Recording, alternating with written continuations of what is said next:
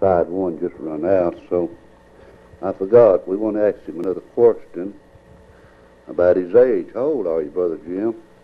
I'll be 82, the 8th of this coming June. 8th of this coming June. Be 82 years old. 82. And you say you've been preaching 58 years. Right. So,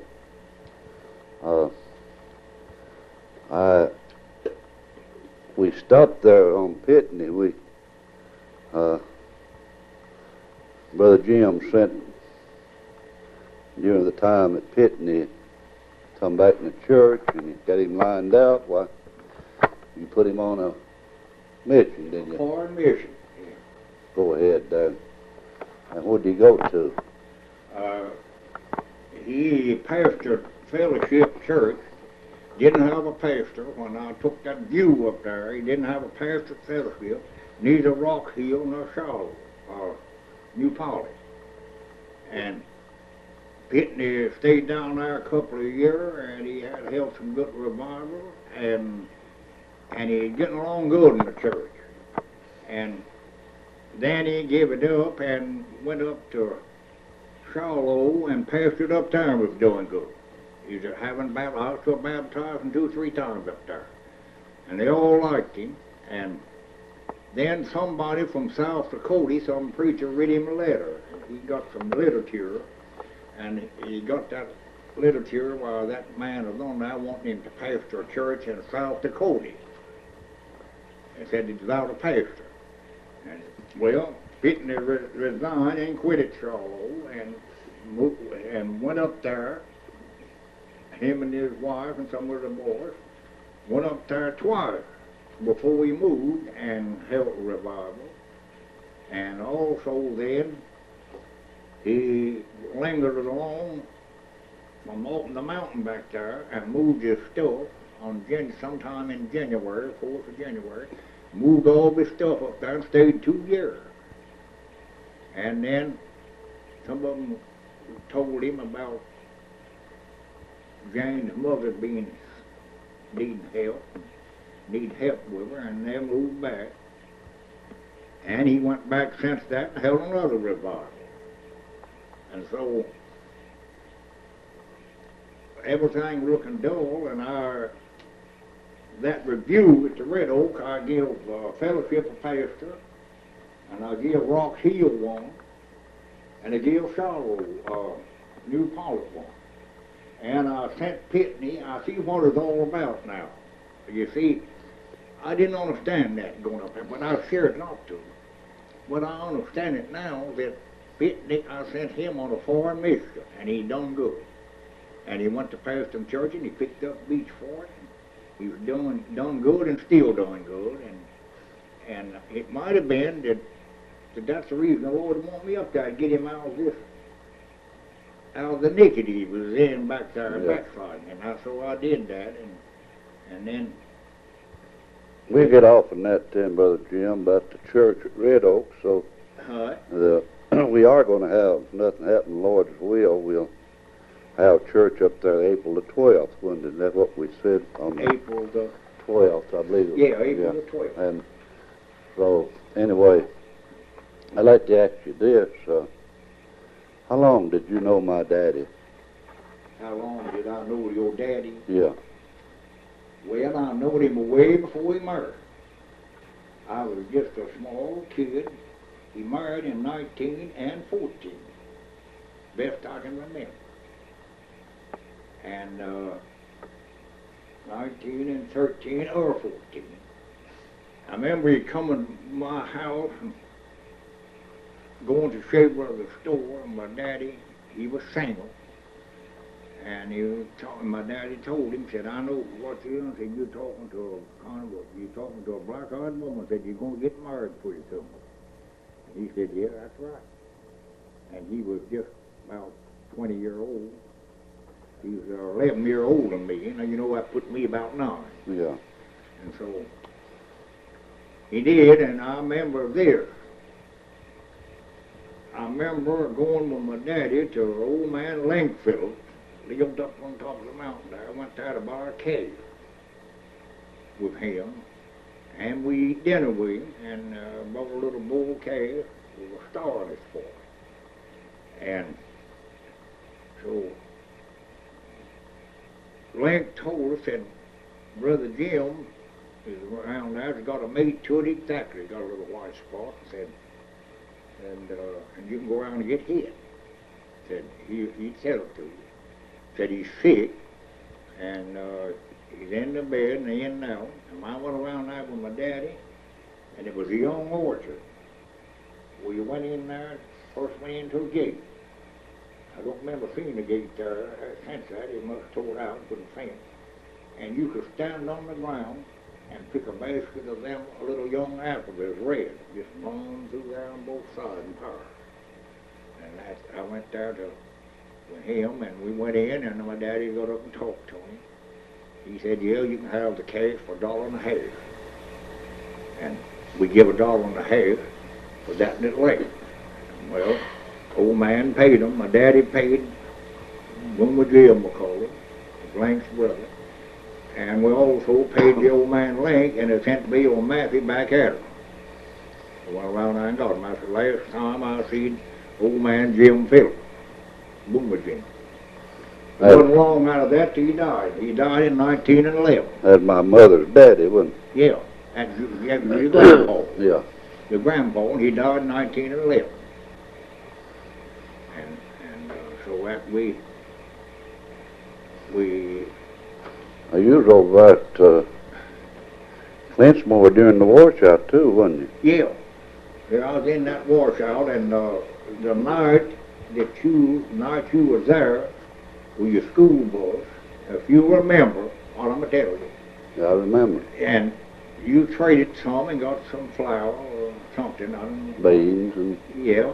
And you said, well, said Ellis is dead now. And I said, Joey, there won't be a song sung in that building. And I said, we won't have no revival. We put it off on account of Ellis being sick. And you said, no. Said, I'll tell you what. Said, they can just sing one song and you'll be in shape. I said, no, there won't be no meeting in that. And that night, the washout come and the church went. You remember me telling you that? Yeah. And the church went the very night, and I was telling you there wouldn't be no revival in it. The very night, and old man, Preacher Jim Burry, two of his girls, two of his grandkids was washed out with it. And they found them down there, and it took a long time to find some of them. And I went through water and up to here, lost the grocery store. And lost about $700 worth of scales and bread shells and showcases. And me and Lee Tackett was staying with me, and I sent him out to look at the creek, and he come back with a carbide lamp. He said, it's a little muddy, but it's not up.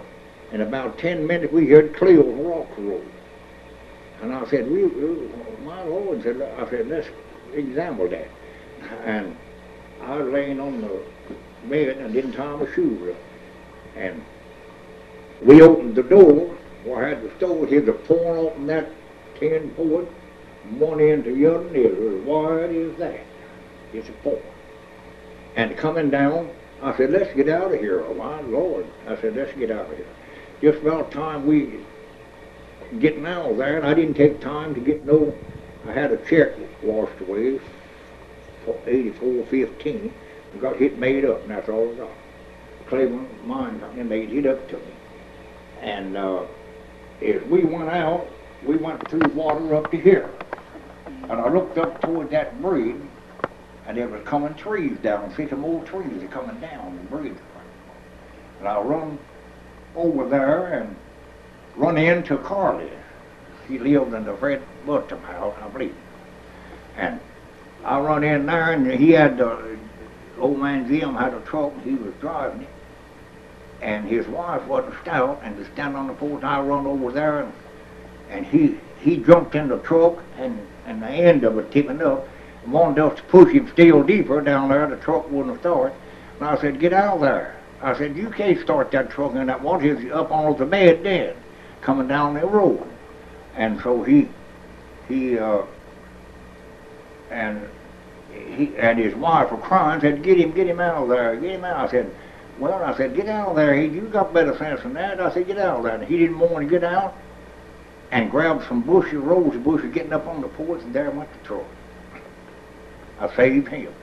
I run down to Eli's, and they'd lost sleep or something or other, and Ray Young just married Christine, that was his girl, and they was laid in there dead to the world, and half of the under the cellar where the house was built, the creek was cutting on there and hitting land over. And I run up there and pecked on the door and I hollered, and I went around through the grass. I couldn't get up the road. See, I done made my escape over there in that grassy field. Yeah. And I went up there then and couldn't get nobody to answer. And I just reached, took a hold of the screen door, pulled the latch, steeple, and everything, slapped it back. And that time they heard it, and Mary Ellen, Eli's wife, run to the door and said, "My God," said, what are you doing? What's the matter? I said, "Get out there, every one of you." She said, "What's the matter?" I said, "Get out." I said, you see what's the matter?" I said, "The water's on the floor, done cut some pillars out from under it." And I got them up, and we started up the railroad, little path to where the log bridge went. Couldn't get in there, the cut's full of water. We went right back down toward where Harley lived, and hit the railroad and went up in the mountain. And went up through that road going around where George Birchfield lived, where your daddy used to live. We got up there, and all of them went off and left me. And Christine, I went out with a blanket on me. As a rain, you could open your mouth and talk. And I fell to a little branch going across before we get to George Birchfield, where your daddy lived, and all of them were running over top of me, and she raised me up out of the water. I was drowning in the water. That's the trouble. And I couldn't get up with that big heavy blanket that weighed 50, 100 pounds. And she was big and stout. She got me up, and all of them went ahead of me, and we waded water to there in the road, here to come and stumps coming down. And so I got there to the place cut out where you look down, see your daddy's house, or just a big view there. You could stand there and see it. And I was waiting for the light. And then one of them went on and left me. I was just taking my time in that water. And I looked down through that, and the house was gone. There's a sea of water. I could hear Cleo's bumping in there. I could see the house. I went hit the light, and you could see all in there. And I see the sea of water there, and so... I guess that would, you got out that blanket around your head. Oh, it weighed 100 pounds. And we went up there then. We went to the house in Georgia. And Eddie was there, and there wasn't a place in that house. They was laying there asleep. It was leaking the rain all on them. I got them up, and George said, "What's the matter?" I said, "Get out of there." I said, "Jim Burgess' house washed away." He said, "Oh, no." I said, "Yeah, it's washed away." I said, "How did you know?" I said, "I see the place where it said." I said, "I stopped there. They all went off and left me." Well, and Eddie went to crying. And George kind of said, "No, do that. Maybe it ain't washed out." He said, "Jim just overlooked it." Well, Carly said, Carly took a Carmark lamp and went down there and wiped clothes where the well was there. And he come back and said, "Yeah, it's washed out." Well, me and Eli was going up through there, and some of them carrying the babies, and Eli said, "Well," I said, "I reckon," and early he called Jim, and the phone went out. Eli said, "Old man's gone. It ain't son of it to change for him." That's before I looked at the house. I went out of town, and we got in George's house, and the camouflage opened the field in it and caved the house in on us. And we couldn't open the door. We had to pry it open and go out and wade mud and carry babies through mud like that. And we got out to a branch, was it a little barn, couldn't get across yet. We had a little barn out there. I remember, what was that? Yeah, and we went up in a rock bar and stayed there in a rock bar before it won't flip on the mountain. I told him, I said, "Let's get up in this rock bar." I said, "That's whole mountain's coming in. That field above your daddy lived. He'd come in there and mud that deep." Well, Early's girl, what was her name? Polly. No. Nanny Mae and Gladys. Gladys had a little young baby wrapped up in plastic and had to stand there and keep it wrapped up. And it'll rain, you open your mouth, it rained your mouth full of water. You couldn't talk. I just held my hand like that and long, well, we could hear Cleo's down at this garage hitting in the creek. Next morning, we went out and waded the water through here and went out to Ray Young, lived in Polly's house. Big baby kid was out there. They went up to me and said, we ain't got a thing till the house washed away. And it didn't get early, but it got up around close to it. And so I told him, I said, yeah, Jim's house was gone. I said, and come back down the railroad then, me and Carly. And we had to crawl. The railroad broke in and slipped, and we got up above it and crawled away through and went down to Tony, what's that, Willie, what's his name? Wallace. James Wallace. Yeah, James Wallace. Sitting on the railroad drinking a cup of coffee, and I told him that Jim Burgess' house was washed away. And his wife said, you know better than that. Said, Jim got out there and went to the mountain. I said, he wouldn't have went to the mountain and through all that rain. I said, he's not the Pearly Ward, he ain't the Early. And I said, where could he be? And I said, he's washed away in that house. About that time, George Severs, I went on down to the underpass, and George Severs had come and asked me, was Early and Naomi safe? I told him, yeah, their house hadn't washed away. And George said, we found the old man Jim down at Jeanette's in a drill and washed up. Now I told Tony, James, his wife, I said, what did I tell you? I said, I know he's gone. So that wound that.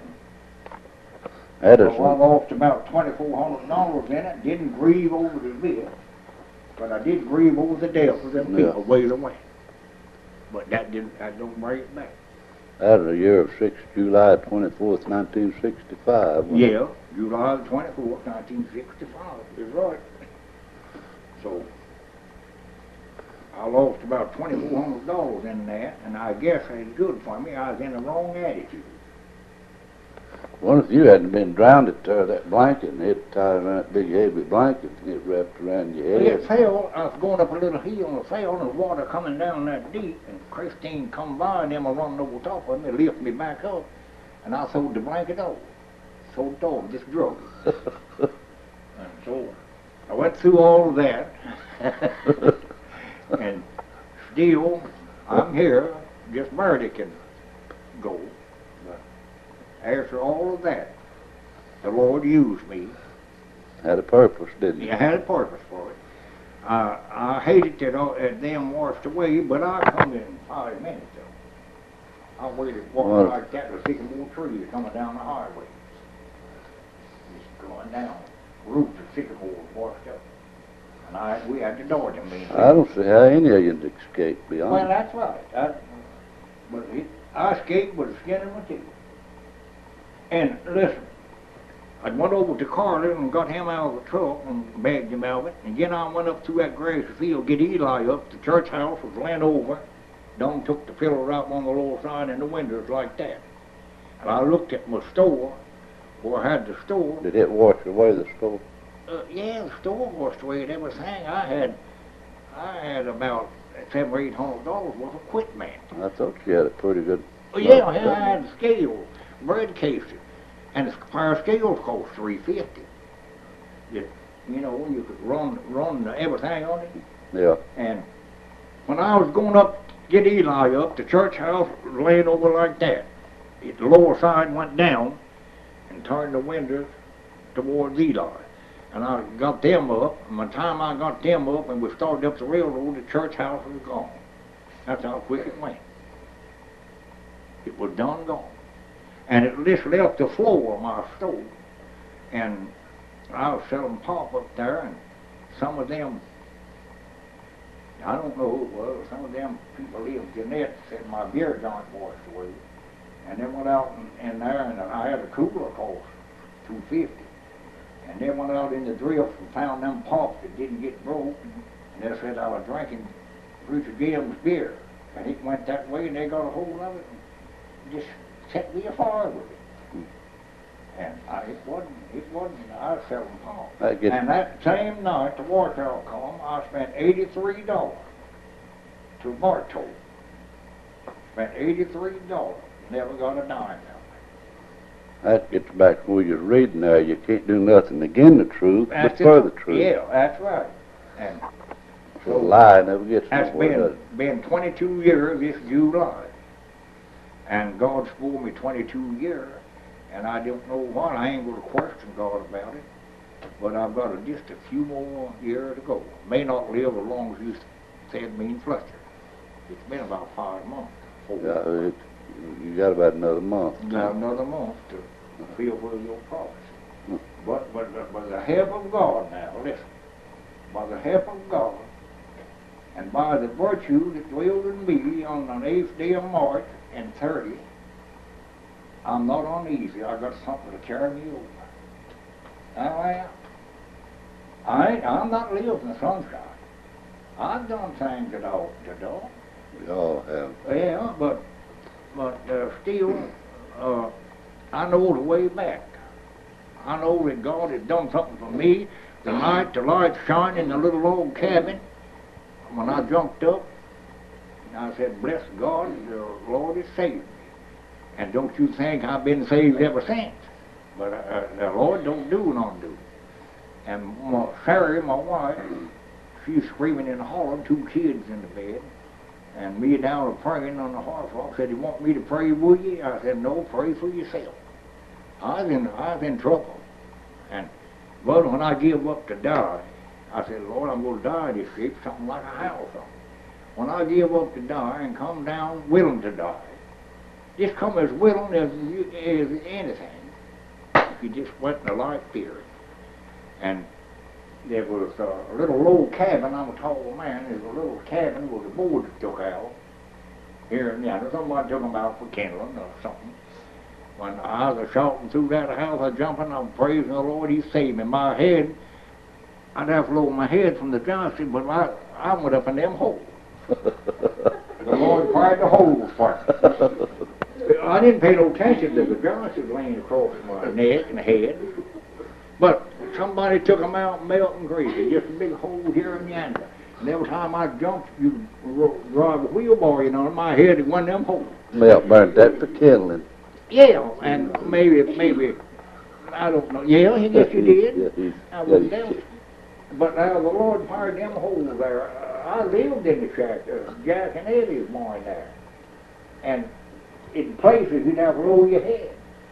They built houses And I low didn't back think about being a low cabin when the Lord saved me. Bless God. Bless the Lord. I never will forget that night. Bless God, when He saved me, there wasn't nobody there to jerk me up. The power of God raised me. Yeah, you never forget it, do you? Never forget it. Power of God raised me up there, and don't you think I've been down and out a few times, but I never forgot that night that the light shone. It just like that. The light is shining in darkness, and darkness walk in it not. Bless the name of Jesus. Bless the Lord. We've just got a few more days, but come on over. You can search. You'll find the old man is the one to the gates. And that won't be long. But I'm going to tell you this. I don't know whether the tapes are running or not. I'm going to tell you this. You young, here's a young preacher, maybe been preaching maybe too long, and I've been preaching way longer than you have. 58 years, you said. Yeah, you know how long you've been preaching. About 30. But my advice to you young preachers, when you're young, do all you can. Every song you can sing, or every time you can pray, or every time you can go to church and hear the gospel or sing, do it. When you get old, you want to, you can't. That's right. You can't do it. Now, listen, Christ told Peter, said, Peter, when you're young, you can guide yourself around. But he said, when you're old, you need someone to guide you. And I'm in that now. Yeah. And of course, I can look back now and see some mistakes I made. But you can't call it back. Now, some people said, when make a mistake, just call it back. A mistake never has been called back. David would have liked to call his back, but he couldn't do it. Only way to correct a mistake is not make them. That's exactly right. That's the only way you correct a mistake, not make them. We all do make them, don't we? Yeah, we all make them. Well, you read that scripture there I read. It said, yeah. we all are weak in Him, but we should live through the power of God. Now, that's my hope. And if you want to come over there, if I go first and you come on, just search. There's 12 gates. I'll be in one of them. Be sitting there. The old man be sitting there. Lord, I've got a title to it. I've got a title. I'm a John